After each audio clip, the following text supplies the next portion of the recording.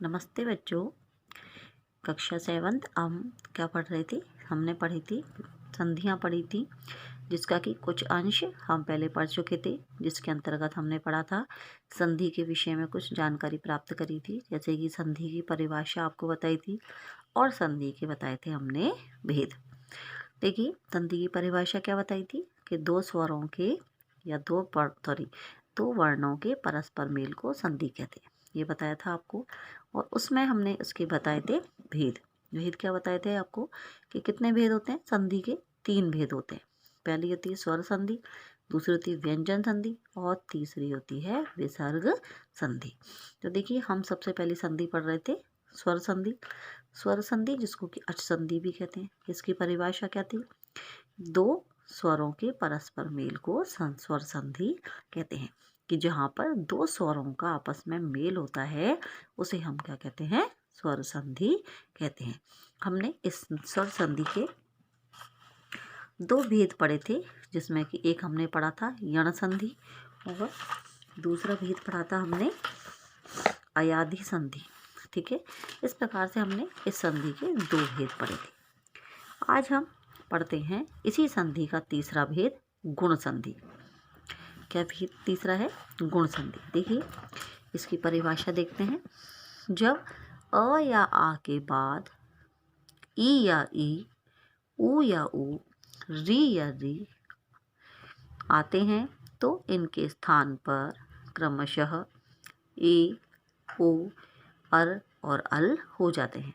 जैसे कि देखिए, इसका तात्पर्य यह है कि जब प्लस से पहले क्या हो, अ या आ का स्वर हो और इसके बाद में ई या ई का स्वर हो, उ या उ का हो, री या ली का हो, तो ये इनके स्थान पर क्रमशः क्या हो जाता है? क्रमशः का अर्थ होता है क्रम से। जैसे कि ई या ई किसमें बदल जाएंगे? ए में बदल जाते हैं।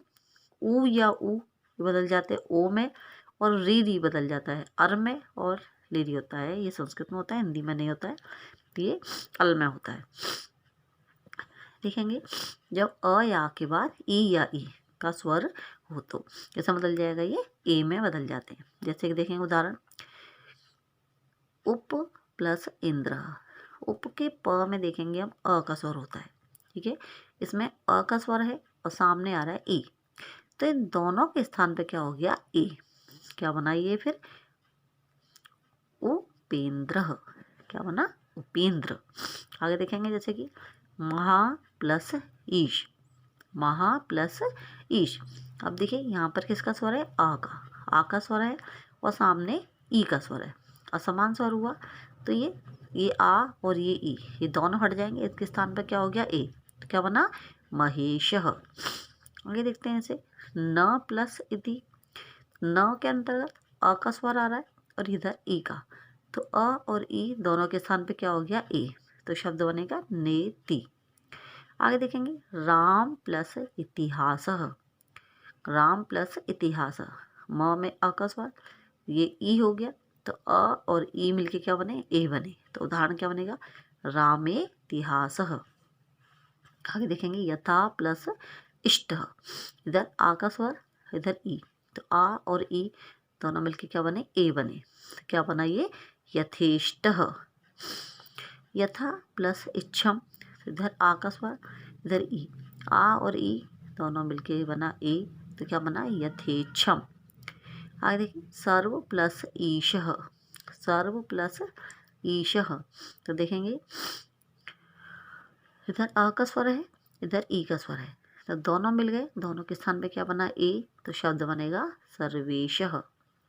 आगे देखेंगे, तथा प्लस इति। तथा प्लस इति, तथा में आ का स्वर है, इधर ई का स्वर, तो आ और ई दोनों मिलके क्या बने? ए बने। तो क्या बना? तथेति। क्या बना शब्द? तथेति। आगे देखते हैं, अ या आ के बाद में क्या हो? उ या उ का स्वर हो। अ या के बाद यदि उ या उ का स्वर होगा तो किसमें परिवर्तित हो जाएगा? वो उ में। ठीक है, जैसे उदाहरण देखते हैं, सूर्य प्लस उदय। सूर्य प्लस उदय, सूर्य के य में अ का स्वर है और ये उ है, तो अ और उ दोनों मिल गए, क्या बना? उ। जिसका शब्द बनता है सूर्योदयः। आगे देखेंगे पर प्लस उपकार, तो पर के र में आ का स्वर है और ये उ है, तो अ और उ दोनों मिलके क्या बना ओ, तो क्या बना परोपकार। आगे देखेंगे पुरुष प्लस उत्तम, पुरुष के श में आ का स्वर है और ये उ है, अ और उ दोनों मिले क्या बना उ, तो शब्द बनेगा पुरुषोत्तमः। वृक्ष प्लस उपरि, वृक्ष के श में आ का स्वर ये उ, अ और उ दोनों मिले बने ओ, क्या बना वृक्षोपरि। महा प्लस उदय, इसमें आ का स्वर है और ये उ, आ और उ मिलके क्या बने ओ, तो शब्द क्या बना महोदय।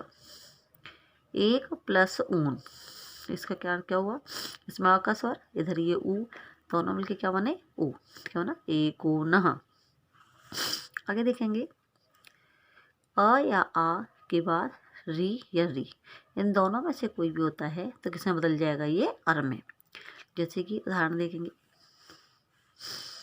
ग्रीष्म प्लस ऋषि, ग्रीष्म ऋषि नहीं आएगा सॉरी, यहाँ पर ऋतु आएगा, तो क्या बनेगा ये ग्रीष्म प्लस ऋतु।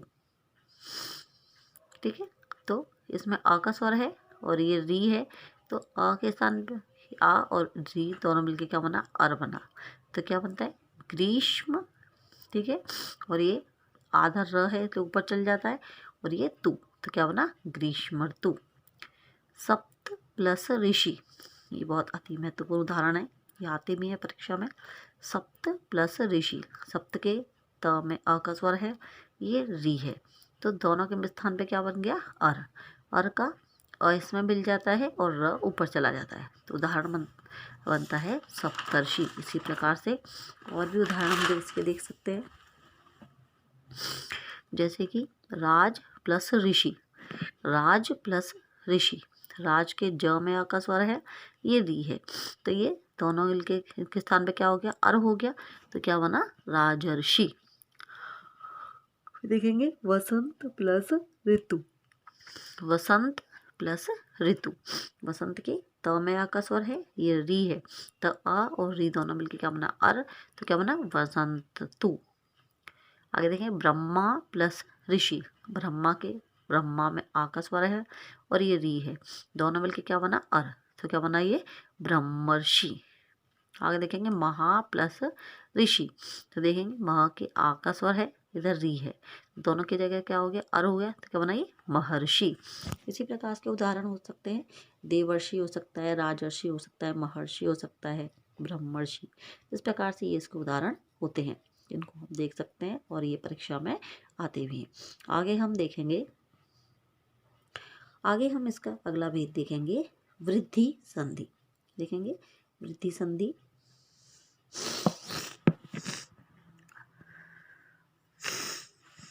इसकी परिभाषा देखते हैं। देखिए वृद्धि, वृद्धि का शब्द का अर्थ ही क्या होता है बढ़ना, वृद्धि का अर्थ क्या होता है बढ़ना, तो इसमें जो भी होगा वो ज़्यादा ही होगा।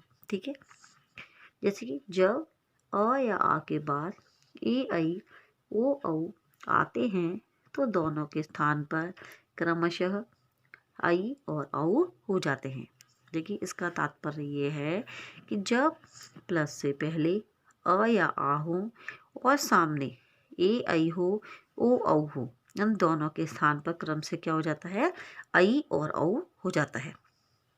अर्थात इसका मतलब ये है जब प्लस से पहले आ आएंगे, अ या आ इनका स्वर होगा और प्लस के बाद ए या आई इन दोनों में से किसी का भी स्वर होगा तो वह दीर्घ में ही बदल जाएगा। दीर्घ मतलब ये वृद्धि इसमें ही बदल जाएगा, किसमें आई में। देखेंगे जैसे कि एक प्लस एक, अब देखिए क में आ का स्वर है और ये ए है, तो अ और ए दोनों के स्थान पे क्या हो गया आई हो गया, तो क्या बना ये एक एक।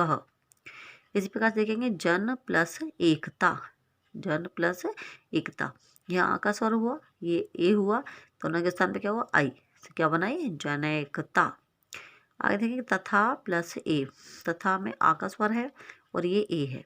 ठीक है, तो ये इसके स्थान पे क्या हो गया आई हुआ, क्या बना ये तथैव। आगे देखेंगे सदा प्लस ए, सदा के द में आ का स्वर है ये ए है, तो दोनों मिलके के स्थान पे क्या हुआ आई, तो क्या बना सदैव। आगे देखेंगे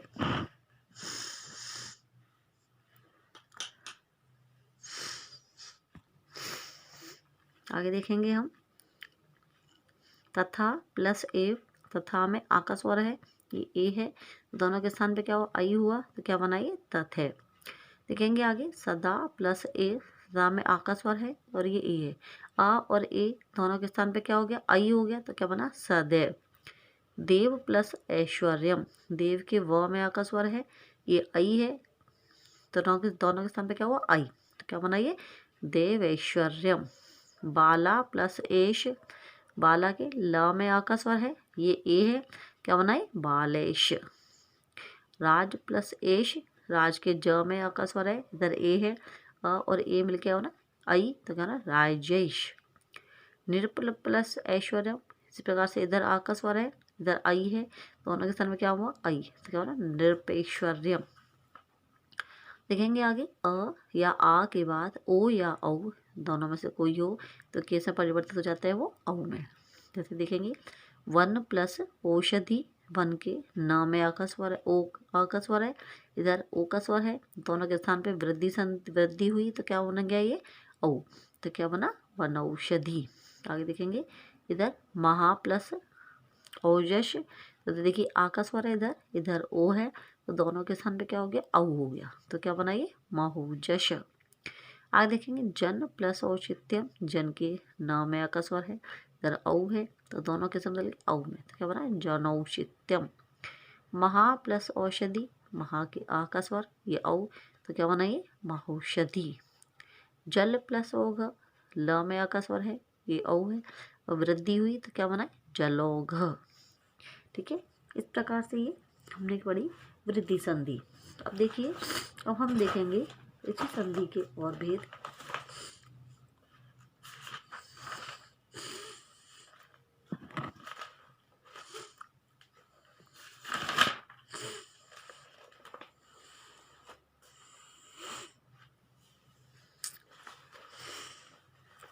देखिए इसी संधि का एक भेद पढ़ते हैं हम, दीर्घ संधि। देखिए दीर्घ संधि, दीर्घ का अर्थ जैसा कि शब्द से ही मालूम होता है, दीर्घ का मतलब क्या होता है बड़ा। ठीक है, तो इस संधि में जो भी परिवर्तन होगा वो किस में होगा बड़े स्वर में होगा, जब परिवर्तित होकर के क्या बनेगा बड़ा स्वर ही आएगा। जैसे कि देखेंगे हम इसकी परिभाषा, जब ह्रस्व या दीर्घ अ या आ, ई या उ री वर्ण के पश्चात सवर्ण आते हैं तो दोनों मिलकर के क्रमशः आ, ई, उ और री बन जाते हैं, तब दीर्घ संधि कहलाती है।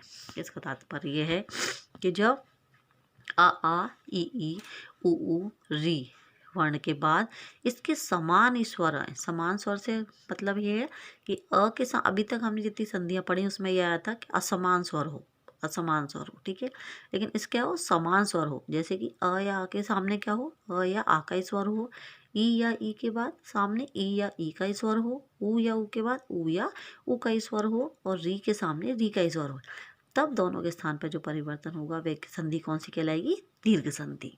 देखिए जैसे कि इसको उदाहरण देखेंगे अ या आ प्लस अ या आ, इसका मतलब ये है कि अ या आ के बाद में अ या आ इनमें से दोनों में से किसी का स्वर हो तो किस में परिवर्तित हो जाएगा वे आ में। ठीक है, जैसे देखेंगे दैत्य प्लस अरि, दैत्य प्लस अरि, दैत्य के य में आ का स्वर है और अरि के अ में भी आ का स्वर है, इधर ये अ और ये अ दोनों मिल जाएंगे तो क्या हो गए दीर्घ हो गया, तो यहाँ पर बड़े आ की मात्रा लगी, क्या बना ये दैत्यारी, क्या बना दैत्यारी।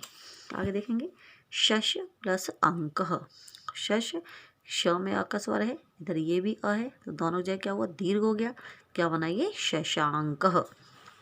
आगे देखेंगे गौर प्लस अंग, गौर प्लस गह, तो गौर में र में आ का स्वर है, ये अ है, दोनों मिल जाएंगे, दोनों के स्थान पे क्या बना दीर्घ बना, क्या बना ये गौरांग। आगे देखेंगे रत्न प्लस आकर, रत्न के न में आ का स्वर है और ये आ है, तो दोनों के स्थान पे क्या बना आ दीर्घ हो गया, तो क्या बना ये रत्नाकर। देखिए स्थिति में हमने बताया था कि अ या आ छोटा या बड़ा कोई सा भी हो सकता है, लेकिन परिवर्तित किस में होगा वो बड़े अ में ही होगा, दीर्घ अ में ही होगा, इसलिए इस कोई सा भी इधर आ सकता है। जैसे और देखेंगे विद्या प्लस अभ्यास, विद्या में अ का स्वर है, इधर आ है, ठीक है। दोनों के स्थान पे क्या हुआ, दीर्घ हो गया, क्या बना ये विद्याभ्यास। आगे देखते हैं विद्या प्लस आलय, और भी इसके उदाहरण हो सकते हैं, पुस्तक प्लस आलय, देव प्लस आलय, इस प्रकार से ये बनेंगे। और देखिए इसमें आ का स्वर है, इधर भी आ का स्वर है, दोनों के स्थान पे क्या बनाइए, दीर्घ हो गया, तो क्या बनाइए विद्यालय। आगे देखेंगे यथा प्लस अर्थ, तो यथा में अ का स्वर, इधर भी अ का स्वर, समान स्वर हुआ, दोनों के स्थान पे दीर्घ हो गया ना यथार्थ। विद्या प्लस अर्थी, विद्या के द्या में अ का स्वर है, इधर भी अ, तो दोनों के स्थान पे क्या बना, दीर्घ आ हुआ, क्या बना ये विद्यार्थी। आगे देखेंगे ई या ई प्लस ई या ई बराबर बड़ी ई या ई के बाद ई या ई का स्वर हो तो किससे बदल परिवर्तित हो जाएगा, बड़ी में। जैसे देखेंगे श्री प्लस ईशः, श्री में इधर ई का स्वर है, इधर भी ई का स्वर है, दोनों जगह समान स्वर हुआ, क्या बना ये श्रीशः।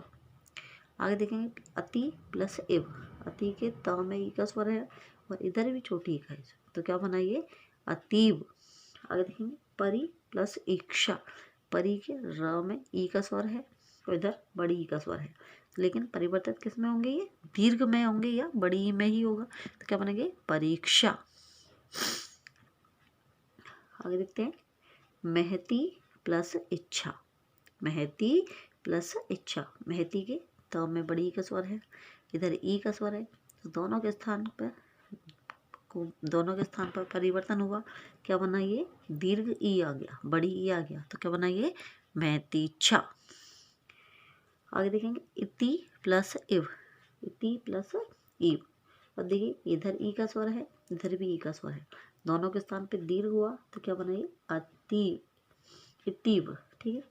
रवि प्लस इंद्र, इसमें ई का स्वर है, सामने भी का स्वर, दोनों के स्थान पे क्या हुआ दीर्घ हो गया, क्या बना ये रविंद्र। आगे देखेंगे गौरी प्लस ईशः, गौरी के र में ई का स्वर है और इधर भी ई का स्वर है, तो दोनों के स्थान पे क्या हुआ दीर्घ हो गया, तो क्या बना ये गौरीशः, क्या बना गौरीशः। आगे हम देखते हैं ऊ या ऊ के बाद ऊ या ऊ के बाद ऊ या ऊ का स्वर यदि हो तो कैसे परिवर्तित हो जाएगा, दीर्घ ऊ में बदल जाता है। जैसे देखेंगे विष्णु प्लस उदय, क्या उदाहरण दिया हुआ है, विष्णु प्लस उदय, विष्णु के ड में ऊ का स्वर है, इधर भी छोटे ऊ का स्वर है, दोनों के स्थान पर दीर्घ हो गया, तो क्या बना ये विष्णुदय, क्या बना विष्णुदय। गुरु प्लस उपदेश, गुरु के र में ऊ का स्वर है, इधर भी ऊ का स्वर है, दोनों की जगह दीर्घ हो गया, बना ये गुरुपदेश। आगे देखेंगे भानु प्लस उदय, भानु के न में ऊ का स्वर है, इधर भी ऊ का स्वर, दोनों के स्थान पर दीर्घ हो गया, तो क्या बना ये भानुदय, क्या बना भानुदय। आगे देखते हैं भानु प्लस ऊष्मा, हमने क्या बताया था, ऊ के सामने ऊ का ही स्वर होना चाहिए, लेकिन छोटा या बड़ा कोई सा भी हो सकता है, ठीक है, लेकिन जो परिवर्तित होगा वह बड़े ऊ में ही परिवर्तन होगा, ठीक है। देखेंगे जैसे कि भानु, जिसमें ऊ का स्वर छोटे ऊ का, इधर बड़ा, दोनों के स्थान पे क्या हो गया दीर्घ हुआ, क्या बना ये भानुष्मा, दीर्घ का अर्थ आपको पहले ही बताया हमने, दीर्घ का अर्थ होता है बड़ा, कैसे मतलब क्या बड़े ऊ में बदला, तो क्या बना ये भानुष्मा। दीर्घ में बदलेंगे तो ये भी हट जाएगा और ये भी हट जाएगा, सिर्फ यहाँ पर बड़ी मात्रा आ जाएगी। आगे देखते हैं वधु प्लस उत्सव, वधु के ध में ऊ का स्वर है, इधर ऊ है, दोनों के स्थान पे क्या हुआ दीर्घ ऊ हो गया, तो बना वधूत्सव। आगे देखते हैं मधु प्लस उत्तम, मधु के ध में ऊ का स्वर, इधर भी ऊ का स्वर, दोनों के स्थान पे क्या हो गया दीर्घ हो गया, क्या बना ये मधुत्तमः। इस प्रकार से ये हमने अ के ई के ऊ के उदाहरण पढ़े दीर्घ संधि में। एक हम देखते हैं री का उदाहरण, ठीक है। इसमें देखेंगे री या री के बाद री या री में से कोई भी हो, किसमें बदल जाता है दीर्घ री में बदल जाता है, ठीक है। देखिए जैसे कि होत्री प्लस कार, होत्री के त में री का स्वर है, ये यहाँ भी री है, तो दोनों के स्थान पे क्या हो गया, दीर्घ री हुआ, तो क्या बनाइए, होत्रिकारः। आगे देखेंगे, पितृ प्लस ऋणम, तो पितृ प्लस ऋणम, इधर ई का स्वर है, इधर भी का स्वर है, दोनों के स्थान पर दीर्घ री होगा तो क्या बनाए, पितृणम। इधर देखेंगे कर्तृ प्लस ऋणी, तो कर्तृ में री का स्वर, इधर री है, दोनों के साथ क्या बनाए, कर्तृण, कर्तृणी। इस प्रकार से कर्तृ प्लस रिद्धि, इधर त में री का स्वर है, इधर भी है, तो दोनों मिलके क्या बनाइए, दीर्घ री हुआ, तो क्या बनाइए, गृद्धि। तो इस प्रकार से हमने ये स्वर संधि की 5 भेद पढ़े, जो कि कुछ प्रमुख हैं ये, इनको बहुत ही ध्यान से आप पढ़ेंगे और इनको समझेंगे। धन्यवाद।